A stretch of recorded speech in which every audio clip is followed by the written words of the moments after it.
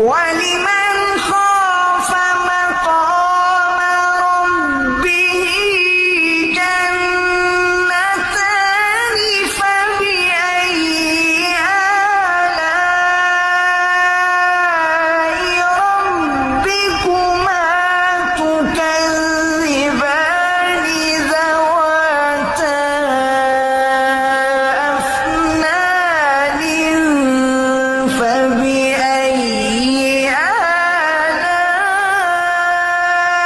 آلاء ربكما تكذبان فيهما عينان تجريان فبأي